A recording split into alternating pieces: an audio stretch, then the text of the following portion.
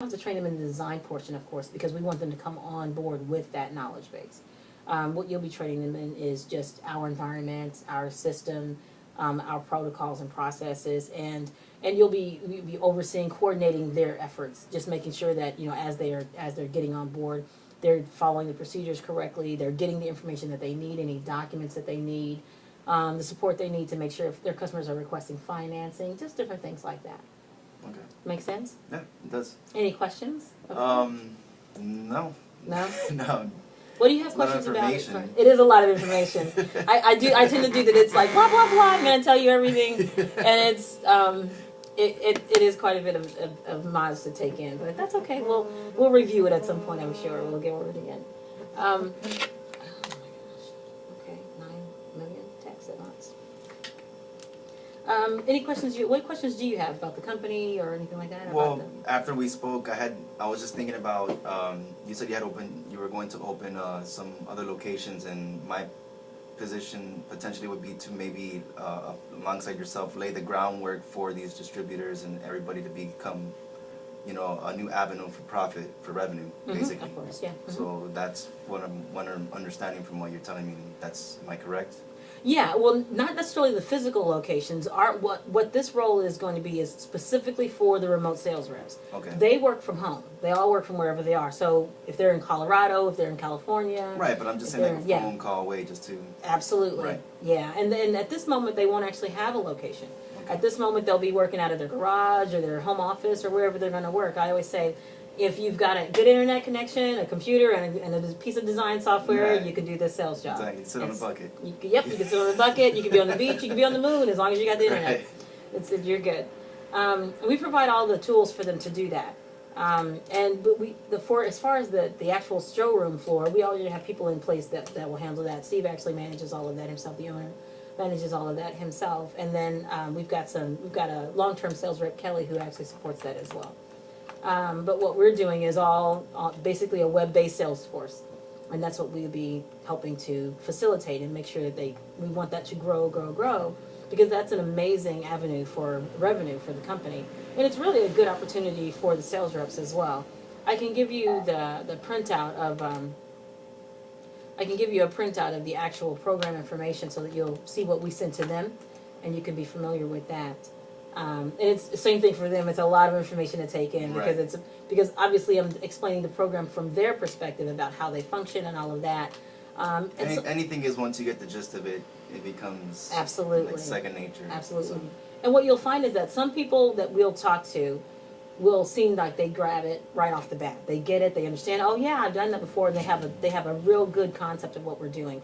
Other people not so much, and they work hard to try to figure it out. They're interested, but sometimes they don't understand how it all works. They're so used to a brick and mortar position that the idea of just working from the cloud is just far afield from what they're right, used to. That doesn't mean they can't do it. It's just bringing them around to understanding that how it would be done and how they would operate within that environment. That's the difference there. But I find that people that have been used to working in a brick and mortar location could very easily start working with us and get used to working on the cloud. It's just bringing their knowledge base around to that kind of concept. But it also means that they have to be tech savvy, so we have to make sure that even though they might have the sales skills and the design skills, if they're not really tech savvy, and some people are more face-to-face oriented, that's where they thrive. We could bring them on and it may work, but I'd be willing to bet that that's not going to be your biggest seller right there, only because of it's such a big difference in how we function. Right. And in the process of trying to bring this about, I have noticed that as a difference some of the times when I'm talking with potential new reps, what they'll start asking questions. Those who are really like brick and mortar, physical location focused, they have a lot of questions about the back end. And they're asking, well, what happens with returns, and what happens with this, and what happens with that, and those are good questions. Those are very valuable questions. But for the most part, we actually already have a team that handles all of that, and they don't even if you're here, you don't handle that anyway. That's not you're not, as a sales rep, you give that to our logistics department and our customer support department, and we manage that.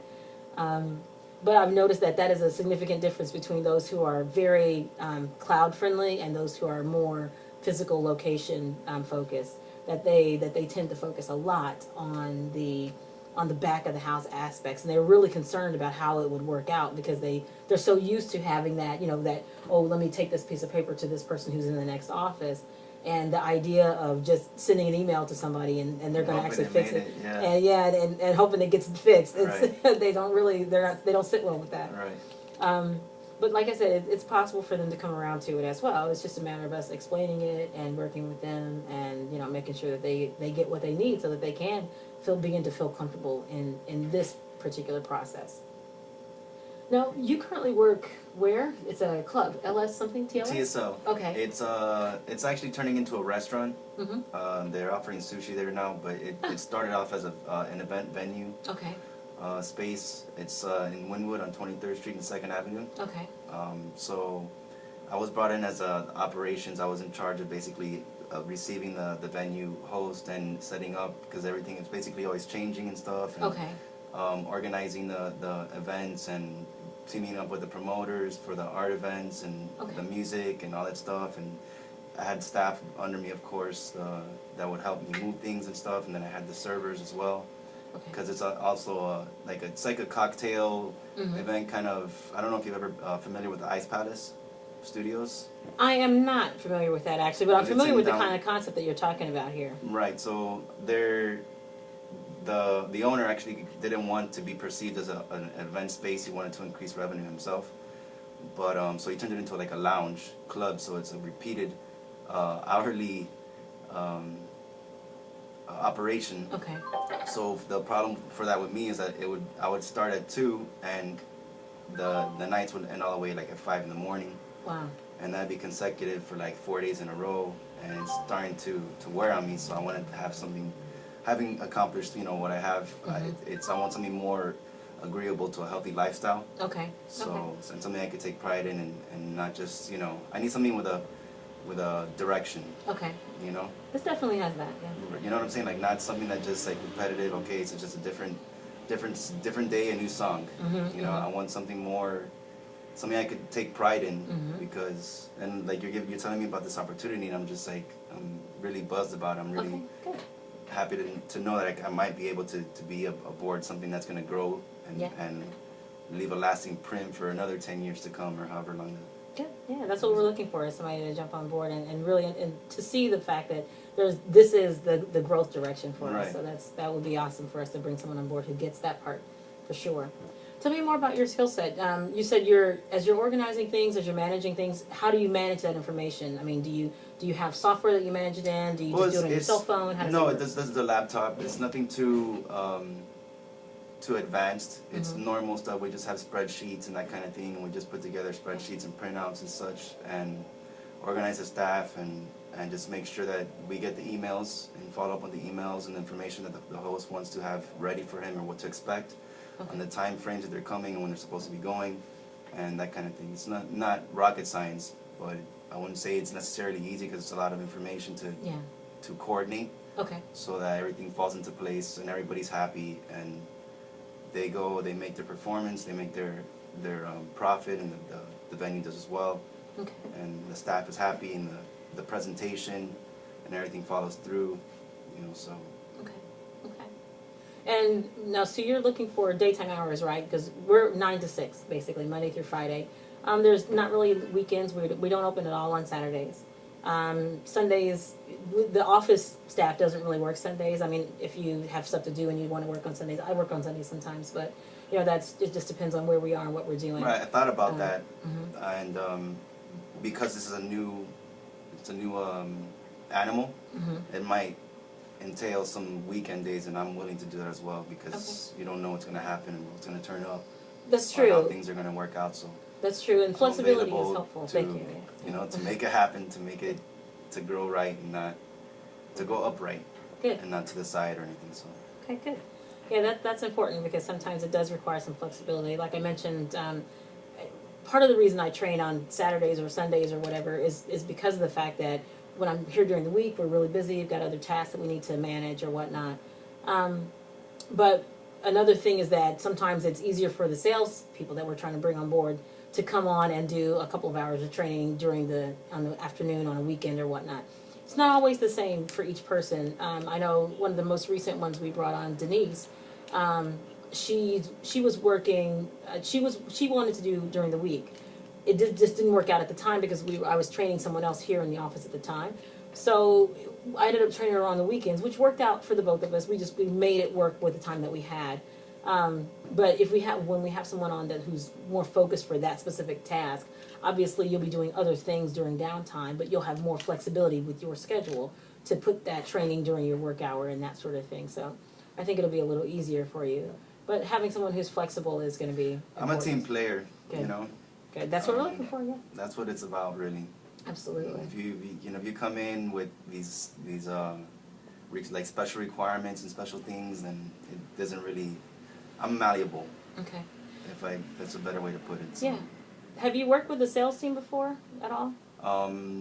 Well, I used to work in a sales team. I used to install and sell DirecTV many years ago. Okay. So I have an idea of how that is, but I've been in control of staff for about 6 years now. So. Okay.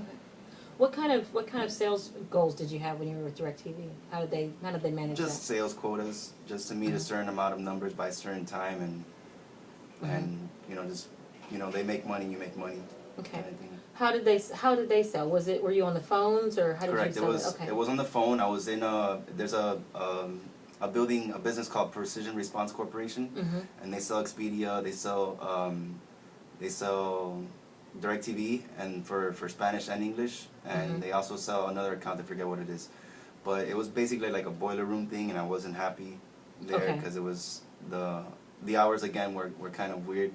I would go in at 5 and come out at 2 in the morning because of the time zones and stuff. Ah, okay, So I expressed myself to my team leader, and we were able to get myself a position on the road to work for DirecTV. Okay. So I started installing and stuff, and it was a certain amount of money per installation, and I was given a route, and I would go install from somebody from the sales team. There were so many accounts that they had sold, so every day I had maybe 4 or 5 stops. It would take about 2 hours each, and I would go laying the wire down. So I'm a master of, how do you say it?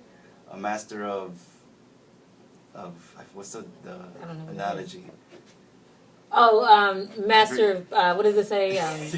Oh, I know what you're talking about. Yeah, what is it they say? Jack of all trades, master of none. Master of none. That's not a good thing. Well, but Jack of all trades, knowing a lot is good. That's good. Nothing wrong with that. You want to be the master of something. I'm a master now, yeah. I'm looking to be a master. Yeah, there you go. You want to master something. You want to get something under your belt there. Okay, good. I'm sorry. This person keeps calling me back. Let me take this call real quick. I apologize. This is Nikki. Hey, I'm in an interview. What's going on?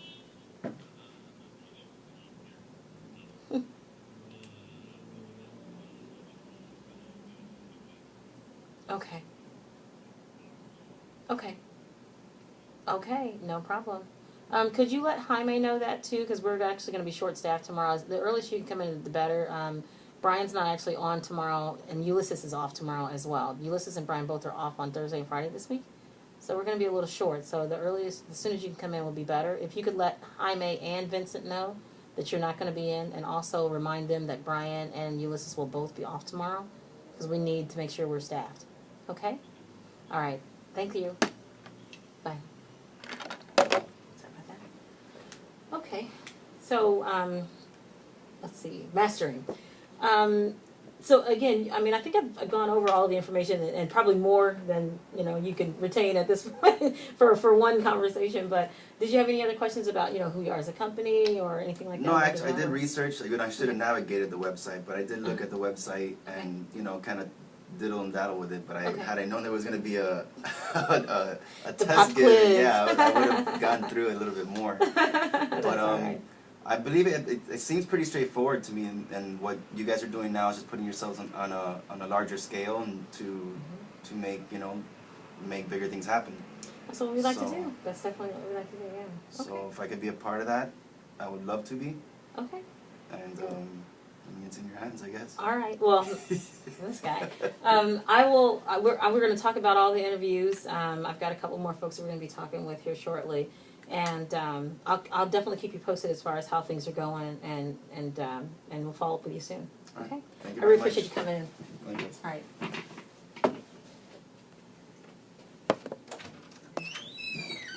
Have a good day. All right, you too.